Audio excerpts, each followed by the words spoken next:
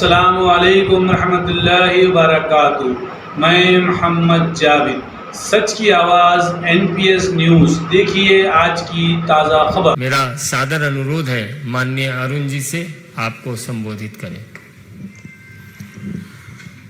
पत्रकार बंधुओं, आप सबको मेरा सादर नमस्कार। जहां एक तरफ माननीय प्रधानमंत्री जी के नेतृत्व में देश का चौमुखा विकास हो रहा है, गरीब के कल्याण के लिए अनेकों योजनाओं का लाभ करोड़ों लोगों को मिल रहा है। हर वर्ग के लिए माननीय प्रधानमंत्री जी के नेतृत्व में अनेकों योजना चल रही हैं और लोगों को लाभ मिल रहा है। वहीं जब मैं देखता हूं कि राजस्थान में कांग्रेस की गहलोत सरकार है, यह किस प्रकार से भ्रष्टाचार और निकम्मी और नकारा सरकार है, उसके कुछ तथ्य आपको बताना चाहूंगा।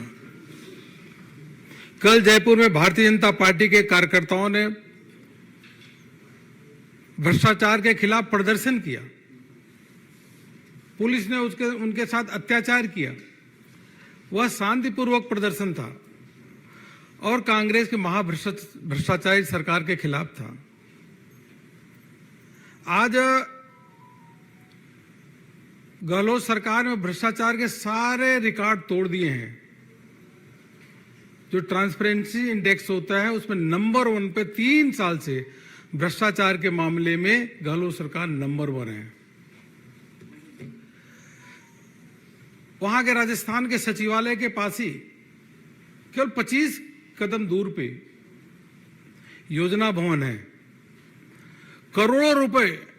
करोड़ों रुपए की बरामदी होती है और तो और सोने की सिल्लियां बरामद होती है सरकारी दफ्तर में। राहुल गांधी जी जरा वहां जाकर के देखिए क्या हालत है।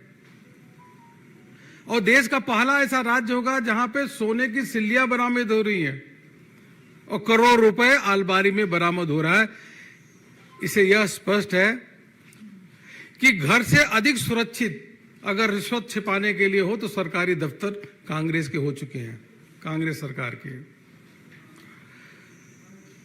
शिक्षक के ट्रांसफर पोस्टिंग की तो हालत यह है